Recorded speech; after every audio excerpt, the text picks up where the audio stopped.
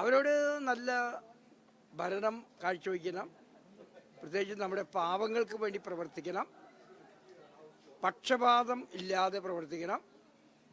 പ്രത്യേകിച്ച് ജയിച്ചു കഴിഞ്ഞിട്ടുണ്ടെങ്കിൽ അവർക്ക് പാർട്ടിയൊന്നും ഉണ്ടാവരുത്.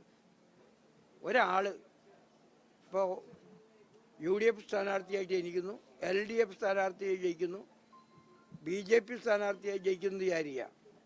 അവർ ജയിച്ചു കഴിഞ്ഞാൽ എല്ലാവരെയും ഉൾക്കൊള്ളാനും എല്ലാവരെയും സ്വീകരിക്കാനും എല്ലാവർക്കും വേണ്ടി പ്രവർത്തിക്കാനും നന്മ ചെയ്യാനും പഠിക്കണം. അങ്ങനെയായിരിക്കും ജനാധിപത്യ രീതി. അതാണ്. പക്ഷെ പലപ്പോഴും നടക്കുന്നത് എൻ്റെ പാർട്ടി, എൻ്റെ അങ്ങനെയുള്ള ചിന്തകളിലേക്കൊക്കെ വരും. അത് പാടില്ല. സഭയായിട്ട് ബന്ധപ്പെട്ടുള്ള ഒരു വിഷയം, കഴിഞ്ഞ ദിവസം കേന്ദ്ര സർക്കാർ ഈ വിദേശ ഫണ്ട് സ്വീകരിക്കാനുള്ള ലൈസൻസിൽ ഭേദഗതി വരുത്തിയത് അത് പല സംഘടനകളെയും പല സന്നദ്ധ സംഘടനകളെയൊക്കെ ബാധിക്കും. വിഷയം ഇപ്പോൾ സ്ഥാനാർത്ഥികളുടെ അടുത്തൊക്കെ പറയുന്നുണ്ട്. അത് നമ്മളുടെ CBCI ലെവൽ, CCBI ലെവലിലൊക്കെ അവിടെ പ്രധാനമന്ത്രിയുമായിട്ടും മറ്റുള്ളവരുമായിട്ടൊക്കെ അത് സംസാരിച്ചുകൊണ്ടിരിക്കുന്നുണ്ട്. അപ്പോൾ അതിൻ്റെ ദോഷവശങ്ങൾ എന്തൊക്കെയാണെന്ന് പറഞ്ഞു കൊടുക്കാനായിട്ട് ധാരാളം ആളുകൾ ഉണ്ട്. അവർ നമ്മുടെ പ്രധാനമന്ത്രിയെ അതുപോലെ മറ്റുള്ള ആഭ്യന്തരമന്ത്രിയെ ഒക്കെ കണ്ട് സംസാരിക്കാനായിട്ട് നോക്കുന്നുണ്ട്. അല്പം മാറ്റം ഉണ്ടായാൽ നന്നായിരിക്കും. കാരണം അത് വേണമെങ്കിൽ മറ്റുള്ള പ്രത്യേകിച്ച് ഈ പോലീസ് ഓഫീസർമാർക്കൊക്കെ അത് ദുരുപയോഗം നടത്താൻ പറ്റും. അതുകൊണ്ടുള്ള ഒരു ബുദ്ധിമുട്ടാണ്.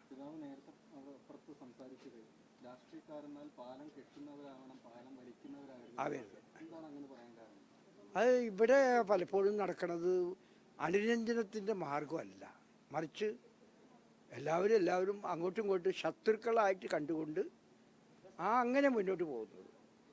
പക്ഷേ ഇവർ ശരിക്കും പറഞ്ഞാൽ അങ്ങനെയൊക്കെ പറയുന്നുണ്ടെങ്കിലും ഈ പാർട്ടിക്കാരെല്ലാവരും പിന്നീട് അവരുടെ വീട്ടിലൊരു കല്യാണമോ അതുപോലെ എന്തെങ്കിലുമൊക്കെ ഉണ്ടെങ്കിൽ അവർ പോകാറുണ്ട്. അപ്പോൾ എന്ന് പറഞ്ഞാൽ അവർ ഫ്രണ്ട്ലിയാണ്. പക്ഷെ എന്നാലും ഈ പ്രസംഗത്തിലൂടെയൊക്കെ കമ്മ്യൂണിക്കേറ്റ് ചെയ്യുന്നത് ഞങ്ങൾ ഭയങ്കര വൈരികളാണ്, ഞങ്ങൾ ഭയങ്കര ശത്രുക്കളാണെന്നുള്ള ഇതാണ്. ആ നിലപാട് മാറ്റിയിട്ട് ഇത് രാജ്യത്തിന് ഗുണം വരുന്നൊരു പരിപാടിയാണ്. അപ്പോൾ ജനങ്ങൾ തമ്മിൽ ഒരുമിപ്പിക്കുന്ന, കൂട്ടായ്മയിൽ വളർത്തുന്ന, ജനങ്ങൾക്ക് നന്മ ചെയ്യാൻ കഴിയുന്ന പ്രസ്ഥാനങ്ങളായി തീരണം പാർട്ടി. എന്താ പറഞ്ഞത്? വിശ്വാസികളെ സംബന്ധിച്ച് പലർക്കും ഒരു കൺഫ്യൂഷൻ ഉണ്ടാവും. എല്ലാ സ്ഥാനാർത്ഥികളും വന്ന് കാണുന്നു. അതെ.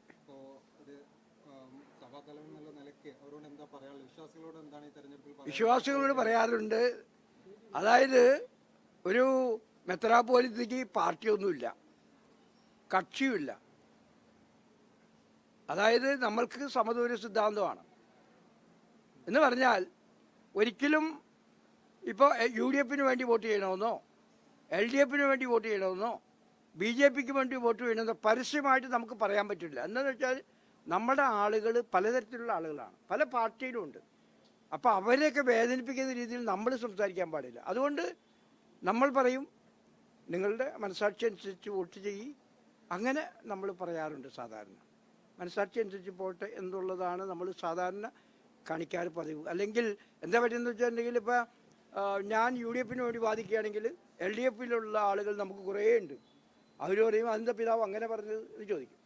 BJPക്ക് വേണ്ടി വോട്ട് ചെയ്യാൻ പറഞ്ഞാലും അങ്ങനെ തന്നെ ചോദിക്കും. അപ്പോൾ നല്ലത് നമുക്ക് നിഷ്പക്ഷമായിട്ട് നമ്മൾ നിൽക്കുക, എല്ലാവരെയും സ്നേഹത്തോടെ സ്വീകരിക്കുക, ജയിക്കട്ടെ എന്ന് പറഞ്ഞ് പ്രാർത്ഥിക്കുന്നത്. നമുക്ക് ഇഷ്ടമുള്ളവർക്ക് വേണ്ടി പ്രാർത്ഥിക്കുകയും ചെയ്യാം, അത് വേണ്ടി ചെയ്യാൻ സാധിക്കും.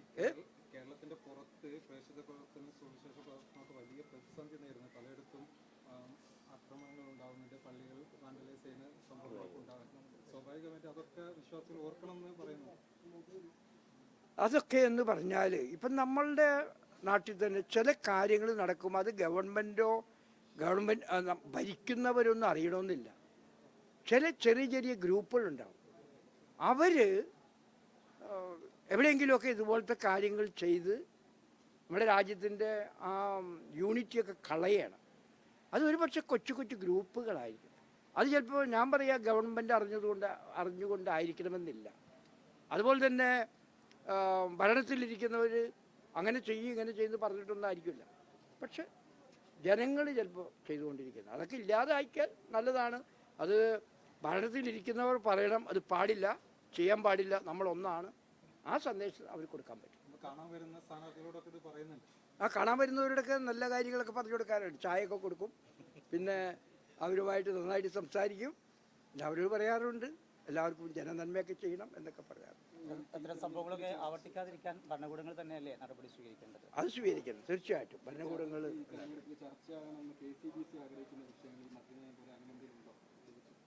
മദ്യനയം ഒരു വിഷയമാണ്. അതുപോലെ തന്നെ മറ്റു കാര്യങ്ങൾ നമ്മുടെ വികസനം വളരെ പ്രധാനപ്പെട്ടതാണ്. അതുപോലെ അനീതി അവസാനിപ്പിക്കണം, അനീതിയില്ലാത്ത ഒരു സമൂഹം, അങ്ങനെയൊക്കെയുള്ള കാര്യങ്ങളൊക്കെ നമുക്ക് അത്യാവശ്യമാണ്. രാഷ്ട്രീയക്കാര് സ്വജനപക്ഷപാതം നേർന്നു എന്നുള്ള ഒരു വിമർശനം ബിഷപ്പിനുണ്ടോ? സ്വജനപക്ഷപാതം അങ്ങനെ എനിക്ക് അങ്ങനെ പ്രത്യേകമായിട്ടുള്ള അനുഭവങ്ങളൊന്നുമില്ല, നമുക്ക് അനുഭവങ്ങളൊന്നുമില്ല. പക്ഷേ ചിലപ്പോൾ തിരഞ്ഞെടുത്ത് കഴിഞ്ഞാൽ അങ്ങനെയൊക്കെ ചിലവരാറുണ്ട്, എല്ലാവരും അല്ല. ചിലർ അവരുടെ ആളുകൾക്ക് മാത്രമേ കാര്യങ്ങൾ ചെയ്തു കൊടുക്കുകയുള്ളൂ, മറ്റുള്ളവരെ 10 പ്രാവശ്യം നടത്തിക്കും, മറ്റുള്ള അങ്ങനെയൊക്കെ നടത്താൻ സാധിക്കും ചിലർക്ക്. ഞാനതിനെക്കുറിച്ച് ചിന്തിക്കാറില്ല, അതിനെക്കുറിച്ചൊന്നും പറയാറില്ല. തുടർ ഭരണോ എന്ത് ഭരണോ ആയിക്കോട്ടെ എന്നുള്ളതാണ് നമ്മളുടെ. അല്ല, മദ്യം ഇപ്പം മദ്യം കഴിക്കുന്നവർ കഴിക്കട്ടെ, നമ്മൾക്കിപ്പോൾ അത് നമ്മുടെ ഇവിടെ നാട്ടിൽ നിരോധിച്ചിട്ടില്ല. ഇതൊരു ജനാധിപത്യ രാഷ്ട്രമാണ്. പക്ഷേ നിങ്ങൾക്കറിയാം ഗുജറാത്തിലൊന്നും മദ്യമില്ല അല്ലേ? പക്ഷേ ഇവിടെ അങ്ങനെ ഒരു ടൂറിസ്റ്റുകളെ ആകർഷിക്കാനും മറ്റുമായിട്ട് മദ്യമൊക്കെ ഉണ്ട്. പക്ഷേ എല്ലായിടത്തും മദ്യഷാപ്പുകളൊക്കെ തുടങ്ങുക, എപ്പോഴും മദ്യം ഇങ്ങനെ അപ്പം അതിൻ്റെ ലഭ്യത കുറയ്ക്കുന്നത് നന്നായിരിക്കും എന്നുള്ളതാണ് നമ്മുടെയൊക്കെ ആ ആശയമാണ് നമ്മൾ പറയുന്നത്.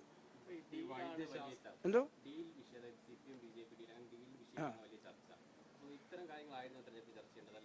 അത് അവർ ഓരോ ഇഷ്യൂ ഉണ്ടാക്കി ഇങ്ങനെ സംസാരിക്കുന്നതല്ലേ. എനിക്ക് തോന്നുന്നില്ല അതിലെന്തെങ്കിലും കാമ്പുണ്ടെന്നുള്ളത്. അതിങ്ങനെ പറഞ്ഞുകൊണ്ടിരിക്കും, ഒരു വശത്തു നിന്ന് അങ്ങോട്ടടിക്കും ഇങ്ങോട്ടും അടിക്കും. അതൊക്കെ അവരുടെ രാഷ്ട്രീയ പ്രവർത്തനത്തിൻ്റെ ഒരു ഭാഗമാണ്. വേറെയൊക്കെ ആകണമായിരുന്നു. ഇപ്പം കൂടുതലും ഈ ഡീല് തന്നെയാണ് പറഞ്ഞുകൊണ്ടിരിക്കുന്നത്, അതാണ് പ്രശ്നം. സഭ കൂടുതൽ ശ്രദ്ധ കേന്ദ്രീകരിക്കുന്ന വിദ്യാഭ്യാസ ആരോഗ്യ മേഖലകളിൽ ചില പ്രശ്നങ്ങൾ, വിദ്യാഭ്യാസ മേഖലയിൽ കുറേ എയ്ഡഡ് സ്കൂളുകൾക്കായിട്ട് ബന്ധപ്പെട്ട് നിയമനവുമായി ബന്ധപ്പെട്ട് കുറേ പ്രശ്നങ്ങൾ നിലനിൽക്കുന്നുണ്ട്. പരിഹരിക്കണമെന്ന് പലതവണ എല്ലാ സഭകളും ആവശ്യപ്പെട്ടാണ്. പക്ഷെ ഇതുവരെ അതിലൊരു ഫൈനൽ ഇത് വന്നിട്ടില്ല. അത്തരം വിഷയങ്ങളൊക്കെ ആളുകൾ ആലോചിക്കില്ല വോട്ട് ചെയ്യുമ്പോൾ. അത് ആളുകൾ പ്രത്യേകിച്ച് ഈ നമ്മുടെ ഇപ്പോൾ LDF ഇറങ്ങുന്നതിന് മുമ്പായിട്ട് കുറേ കാര്യങ്ങൾ, കുറേ പേപ്പറുകളൊക്കെ ശരിയാക്കി, കുറേ പേരുടെ തസ്തികകളൊക്കെ ശരിയാക്കി ഉണ്ടായി. അതപ്പോൾ നമുക്ക് ഉള്ളതില്ല എന്ന് പറയാൻ പറ്റില്ല. അത് അവർ എല്ലാം ചെയ്തു കൊടുത്തിട്ടുണ്ട്. പക്ഷെ അത് വളരെ വൈകിപ്പോയി എന്ന് മാത്രം, നേരത്തെ ചെയ്യാമായിരുന്നു.